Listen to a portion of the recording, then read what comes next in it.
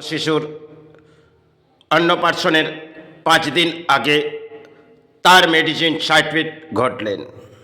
সেখানে দায়বদ্ধতা পেশেন্টের ঘরের লোক, কারণ যে ক্ষেত্রে হয়তো মেডিসিনটা তারা দিলেন তাতে করে তারা বুঝে উঠলেন না যেতে হয়তো সাইড ইফেক্ট আসতে পারে, কিন্তু সেক্ষেত্রে নিরাপয় হয়ে বাড়ির ছাড়া পিতা আছে তার কন্যা সন্তানের, তাকে দোয়ার দোয়ার যেতে হবে, কারণ সেখানে ডাক্তাররা যে ভুল কাজগুলো করেছে সেগুলো হয়তো যোগ্যতার মাঝে নয়। এবার আমি আসছি সেই লড়াইটি। একটি সাইড ইফেক্ট ঘটে যাওয়ার পর আমি একটি ডাক্তারের কাছে গেলাম। সেখানে বাসস্থানে আমি সেবা চালাচ্ছিলাম। সন্তানকে পাঠালাম একটি ডাক্তারের কাছে। তিনি কিছু ফি নিলেন, কলটা দেখলেন আর তাকে নার্সিংহোমে দারাদ্দ করে দিলেন। নার্সিংহোম যেটা হচ্ছে আমাদের এই অঞ্চলেরই নার্সিংহোম, যার নাম জীবনদীপ। তিনি 1200 টাকা নিলেন, কলটি দেখলেন আর পেশেন্টকে রিলিভ করে দিলেন। কোথায়? না, আপনি যান শিশু মঙ্গল। ঠিক আছে, সেটাও আমি গ্রহণ করলাম। পেশেন্ট আস্তে আস্তে ঢলে পড়লেন। কিন্তু তখনও আমি এক লড়াই যেন চালিয়ে যাচ্ছি, কারণ এটি আমার কন্যা সন্তানের সন্তান, আর বাকি 4টে দিন অন্নপ্রাশনের। তাহলে এবার তারা যে করণীয় কাজগুলো করে যাচ্ছে সেটা আমাকে মেনে নিতে হবে, কারণ তাদের ভুল, আর এটা সমাজের মানুষ হয়তো মেনে নিচ্ছে, কিন্তু কখনো কোনো ধর্মীয় মানুষ সেই জায়গাটি দেখবে, কারণ তারা যে কোন জায়গায় নেমে পড়েছে। কারণ আজকে যে ব্যাখ্যাগুলো বলছে তাদের কসাই, তারা তো কসাইয়ের থেকে অধম। কারণ বাংলার মাঝে চলছে সে আজকে ডাক্তারি সমাজ, তারা কি শিক্ষা অর্জন করেছে জানি না, তবে যে শিক্ষাগুলো নিয়ে তারা এই সমাজে খেলা করছে, কারণ অর্থ সেভাবেই হোক তাদেরকে ভিক্ষা দিয়ে আসতে হবে। যদি কোনো ধর্মীয় মানুষ হয় তাকেও অধিক অর্থে ভিক্ষা দিতেই হবে, কারণ সেটাই তারা গ্রহণ করতে বসেছে এই সমাজে। তাই যাই হোক, সেটা হয়তো দিলাম। তার পরক্ষণে তিনি লিখলেন জীবনদীপ, কিন্তু জীবনদীপ সেখানে 6 মাসের বাচ্চা, তারা শিশু মঙ্গলে নেবে না। কিন্তু কিভাবে তারা লিখলেন? আর যখনই পেশেন্টকে নিয়ে গেলাম তখন কিছু সময় হয়তো রুকলাম। তা রোকার পর তারা পেশেন্টকে রিলিভ করবে, আমি মহারাজের কাছে গেলাম। সে মহারাজ, আমি কোনো স্থান থেকে এসেছি, আমার কন্যা সন্তানের সন্তান, একটু কোনো ব্যবস্থা করে দিন। মহারাজ হয়তো আইসির ব্যবস্থা ছিল কি, যাই হোক, মহারাজ একটি ব্যাখ্যা বললেন, আমি কি পেশেন্ট তুলে ফেলে দেবো?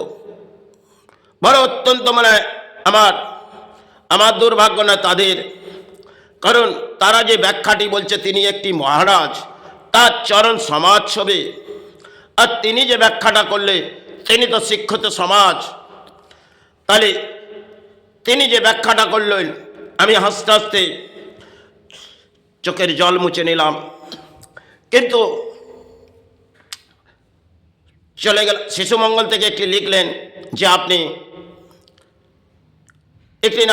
একটি হসপিটালে পাঠালেন, সেটি কলকাতার মাঝে, তার নামটি আমার উচ্চারণ হতে সময় লাগছে।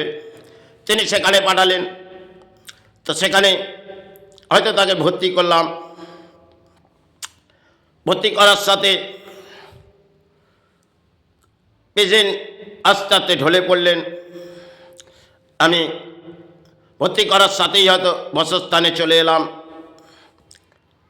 কিন্তু যে কিছু জিনিসগুলো পেশেন্টের জন্যে আমি কিনেছিলাম সেগুলো আমি মায়ের চরণে ফেলে দিলাম, কারণ সেক্ষেত্রে আমি দেখব যারা এই লড়াইটা হারের পর হার আসছে, সেখানে আমাকে একটি লড়াই চালাতে হবে।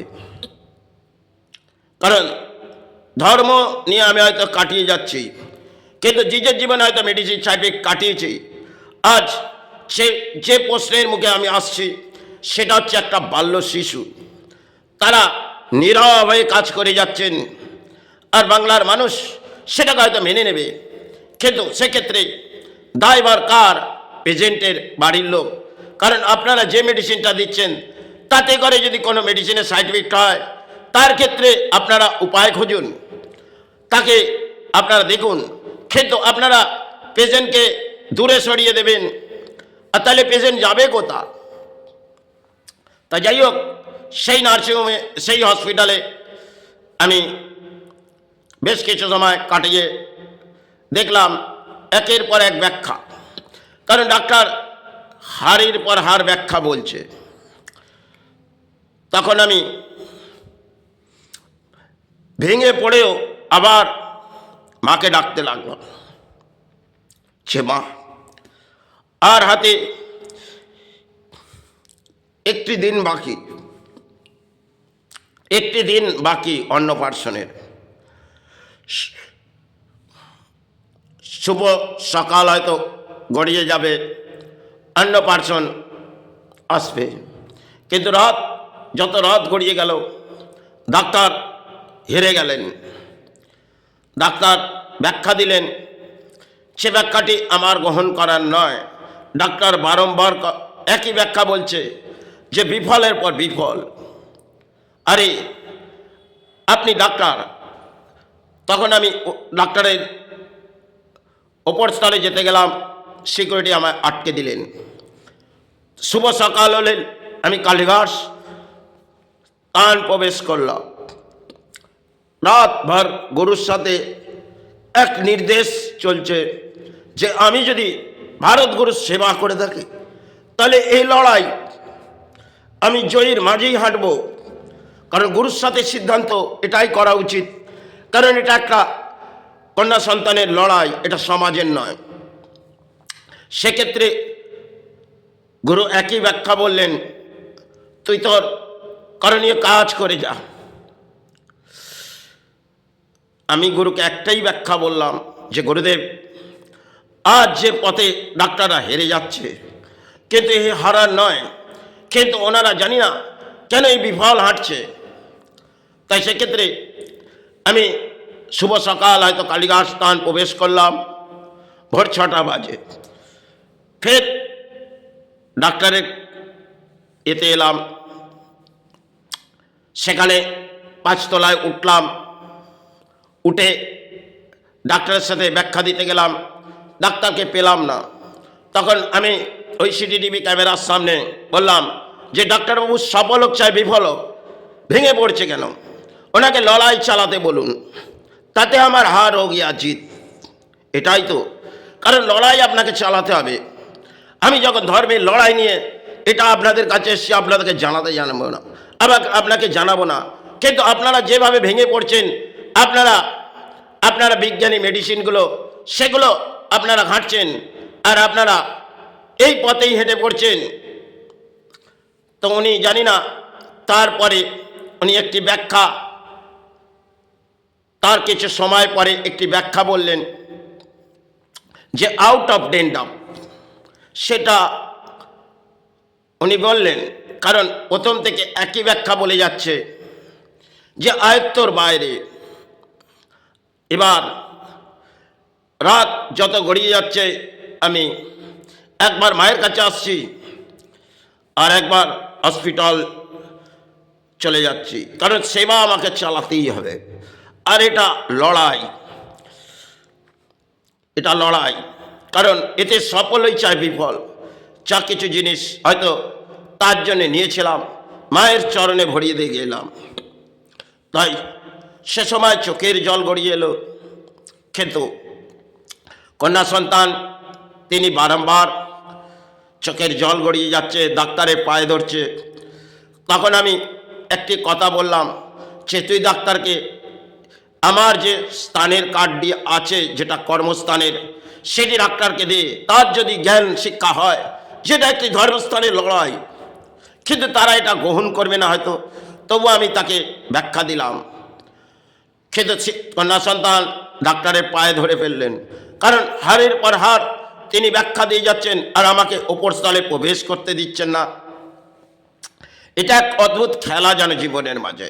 হয়তো মেডিসিন সার্টিফিকেট আমার জীবনে বহু হয়তো জীবনের মাঝে দিয়ে কেটেছে, আজও হয়তো এই সার্টিফিকেটের মাঝে আমি দোয়ারে পড়ে আছি।